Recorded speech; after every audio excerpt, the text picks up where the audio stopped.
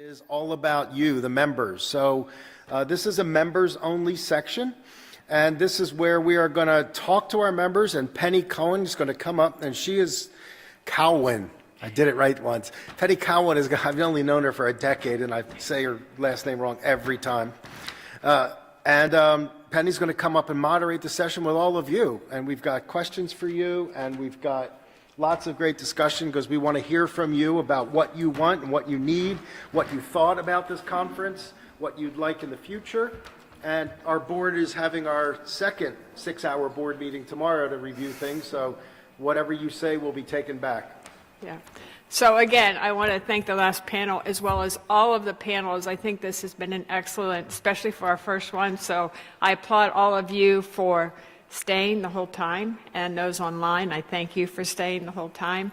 But what we want to do now is there's two questions we want to ask. The first one, and we only have a short time because we're going to leave right at 4 o'clock, so I don't know if you have a time on for me on the clock, because I know some of you have flights and I don't want to delay you. There's two questions I want you to think about. The first one is, what can you share with us that you have done in this past year that you think has made a significant difference on the way patient care has changed? What have you done as an organization?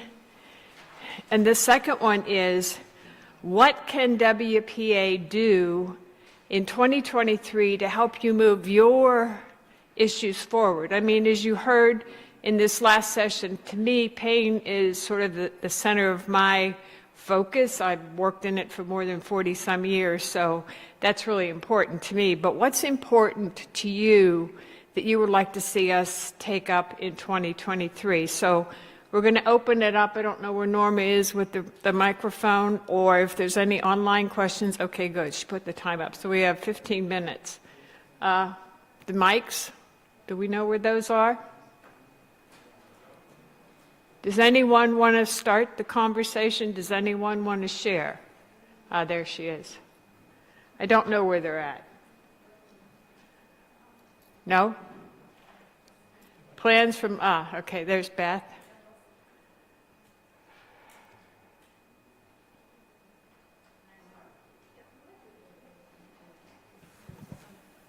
It's on? Yes, Oh, thank you. My name is Katia Giriakou. I'm from Cyprus. I'm the president of the Pan-Cyprian Rare Disease Association. And this year we have started our own multidisciplinary team center where we have 4 kids up to 21 years old. We're under one roof. We offer special education, physical therapy, occupational therapy, speech therapy, and psychological therapy for the whole family. And this is something that we just started and we're very proud of. It was a work that started in 2014, little by little get organized for the rare diseases. And within the 7 years, we managed to start our own multidisciplinary team center. Can I ask what the focus of that center was for? Rare diseases. Rare diseases. Okay, I didn't hear that. Okay, great. So what are your plans in 2023 to move that forward? Do you have any? Is there any way WPA can help with something like that? Well, actually, the biggest issue now is sustainability, especially after the COVID. Sustainability is the greatest issue, and this is what we will need help with. Okay. Hopefully, yeah, this is all being recorded. So next, I think Beth, and then we'll go to Hannah. Oh, over there, I guess. All right, and then to Beth. Dear friends, we are very, very happy to meet in first Congress, Patient Congress. We is from Kyrgyzstan, and I am sure that is our first meet, no last,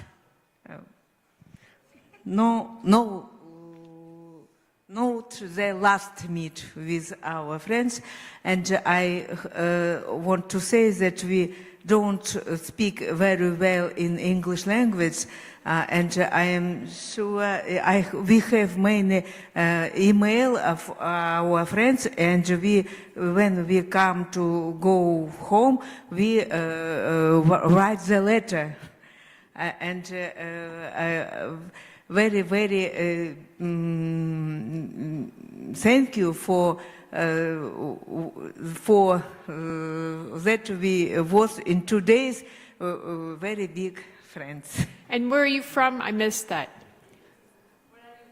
Where are you from? Kyrgyzstan, Kyrgyz Republic, and Bishkek. All right, thank you, and Kyrgyzstan. welcome. And Thank I'm you. sure that we meet in Kyrgyzstan. The next Patients Congress was in Kyrgyzstan in our very, very nice Lete Isikul. Okay, over to Beth over here. So a couple things that we've been doing at Healthy Women is we always have the Real Women, Real Story. So that's part of any type of educational initiative that we do, is hearing from the patient and or the consumer about her experience living with. So whether living with chronic pain, living with breast cancer, living with ever. And that's really what helps get other people to come in, because they hear, they see, the story. And we also always remind, as we're launching any national initiative, it's one size never fit all. So make sure whatever we do, we create very individual programs with different parts of it, whether it's social media, podcasts, whether it's articles. We make sure that it's very, very different, so it's reaching her in the manner that she would like to receive it. And then one thing that I just wanted to bring up too is, as you talk, and I just heard the word doctor a lot, you're forgetting the nurses and the nurse practitioners, which are the people that are taking care of these patients, and making sure that if their pain isn't met, we're the ones that are calling the doctors to kind of figure out the solution. So as we think about that, that's one area that I just wanted to flag. Yeah, and with the comment from what you just said, Beth, for two things is, yes, it has to be individualized. I mean, no one is similar to the next patient, so everything, and that's where the time and the conversation comes in for any health care. And I think that's one of the things that Dr. Mackey was talking about, healthcare professionals, because that includes not only the physicians, but the nurses, the physical therapists, the pharmacists, all of them. And I'm always pushing that when I go into any meeting, I'm pushing, especially the nurses. I always call them the worker bees, because they're really the ones that my own experience in the healthcare system recently is that they were the ones that I had the most contact with, especially in a hospital setting. You guys are there, you see that they're in, they're out, that's it. So yeah, that's good. And then, so those are important points. Hannah? Yeah, thank you for this opportunity to make us share what are some of our worries. So we are from Lebanon, and our ambition for next year is to have an organized screening program for colon cancer in Lebanon in the month of March, plus a large walkathon. I wish many members of the WPA can do with this virtual collaboration on this walkathon. It will do a global effect because it will share 4 messages: the importance of active life for many diseases, not only for colon cancer. It will spread the awareness about the colon cancer and the importance of screening, because we have a big campaign. And then to raise the issue that March is colon cancer. In Lebanon, many people don't know that March is colon cancer month. Right. And the government is not doing anything with the economic crisis that we are going through in Lebanon. I don't know if you have heard about it. So I hope with this, I'm asking everyone for any help or for any collaboration. Thank you. And that's interesting, because I think there's a lot of you that represent specific diseases that unless you tell us and send us that information, we can put that on the website. We can send out emails to let everybody else know that exactly, but do it ahead of time. Don't do it like a week before. Give them a couple months, because some of them may actually want to get in touch with you and be able to develop those programs. I mean, we can't keep having meetings. That's obviously, it's expensive to get everyone here, but I think it's important that you all share your information, your events with us, email us, especially email, and let us know what those are. What are the awareness months, like September's Pain Awareness Month? How many of you know that? I don't know. But that's really a critical one for me. Again, for me, that's important. Colon cancer, and I know that our chair, that's his area as well. So I think we need to do more of all of the different kinds of diseases. We need to learn more about them. We need that awareness, because I think we heard in the medication safety point about not knowing and not doing the right testing. And if we only did the testing, we've seen that in breast cancer with women to get those mammograms. The same with colon cancer in the U.S. There was one of the people who did a big TV show every morning, and her husband died from colon cancer. So she had this big thing about doing it right on TV so people could see. But it's that awareness that's going to get more people involved. So I think that's an important point that you have to share with us. Let us know what your events are so that we can put them online, and who knows what kind of webinars we'll do. It just depends. We're going to have, as Andrew said, we have another big board meeting tomorrow. There is one other thing on the line here. It says, can we have the slides of all the lectures? They can't get access to it because of poor network connection. And I think this whole event has been recorded. So that will include all of the slides right there. So you can and I know it's a long event to sit there and watch, but I think you can probably fast forward to the events that you want. If you want any specific slides, email us and we can send those to you, okay? I think we can do that. I'm sure the office is going to hate me for that one, but again, I think access to any information is really important. The more informed we are, the better it is. Does anyone have anything else they'd like to share? Oh, Yes. Okay, go ahead. As I told in my talk, that my first aim has been to educate and empower the patients. So we had very series of webinars on different topics, and especially we have an International Thalassemia Day on 8th May. This year we had around 4 webinars with different gynecologist group to take the preventive measures, because that's the most important thing we want, that no new thalassemia should born. We had even 3 meetings on Thalassemia Day. And since the blood donation is very important, so this year we had a special World Blood Donor Day. And this can say as a Thanksgiving Day to the blood donors.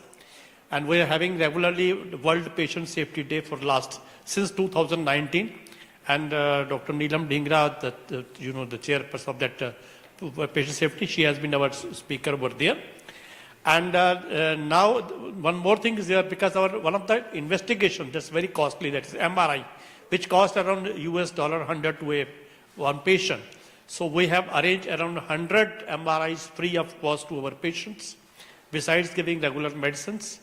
And now we are planning to we have set up our own thalassemia screening lab, where we'll be doing thalassemia screening of all the young people of 18 to 35 years, free of cost, to college students and villages, slums, laborers, whosoever, those who cannot afford it. It will be provided free of cost. We have already started. And one of the major events we are going to launch in 2023 is, I'll share the information, that is on 4th and 5th February, Saturday and Sunday. That is 2 days big event. Around 1,000 persons are expected. In our all previous activities, there are around 1,000 persons participates, including 200 doctors. So that is our next activity coming out. Okay, so any of you doing those events, and is that a hand back there? No? And Okay. I think All right. I have proposed that if WPA meeting of Asia can be held next year, that depends what WPA office, if they can support us, we'll have in India. I know we were talking about it, or we're going to do this every year. So and please I think look into it. most Tomorrow of you the have a boards- meeting, look into it. If we can see. Yeah, we'll see. Well, I mean, I think we're going to do, and I don't know where Andrew went. I'm not going to promise anything right now, but No, we're I'm not talking asking about an promise. I said annual. Oh, there he discuss it. is. I think we're talking about an annual event instead of every 2 years, because we want to keep the momentum going. But the thing I want to say about all of the stuff that you just mentioned and everybody else is, when you have these local webinars, are they available nationally or internationally, so that you can share them and we can put that out on social media, and we can help you get that information out. So you have to let us know, because we don't know if something is going to be happening or not. So we'll be And share. happy to tell everyone about those events. There's one more question back there, and this will probably be the last one because we're almost out of time. Okay. Hi, thank you. So Ashley Zofer with Johnson & Johnson, and this has been an absolutely incredible opportunity to bring these voices together. So thank you so much, and you've done an incredible job. Not so much a question, but just an observation being from industry, as I think the one piece that's missing in some of this conversation is how do we bring industry into the room and part of that collaboration. And I know just from conversations I've had with so many of the partners here that there's absolutely an appetite for that piece, is not seeing industry as a silo and on its own, but seeing industry as a partner and able to actually use their influence. And often, we're talking about multinational organizations and regional departments and things that you have those relationships and the resources. So as we go into the next year, and hopefully there will be another event in a year, between now and then, thinking about how can we bring industry into the patient groups and into those conversations would just be my thought on how we could have even one more group that's brought in. Okay, and that's a good comment, and we will definitely talk about that. I know on some of our webinars, we definitely had industry involved in those, especially the one on the COVID vaccine. We had a lot of industry in that one. So, you could see our agenda was so full this year. And we didn't give people, and I feel bad that we gave them 10 minutes or 12 minutes or 15 minutes. I felt really bad about that, because I know when I have a topic I'm passionate about, I could talk forever. About it. So limiting to that is really hard for someone to do. So, but thank you for that comment. I'm going to turn this back over to Andrew to say goodbye, but thank you very much for all of you for coming, especially to our speakers. Some of you made very long trips to get here. Some of our members made extremely long trips. So thank you again, and hope to see you next year.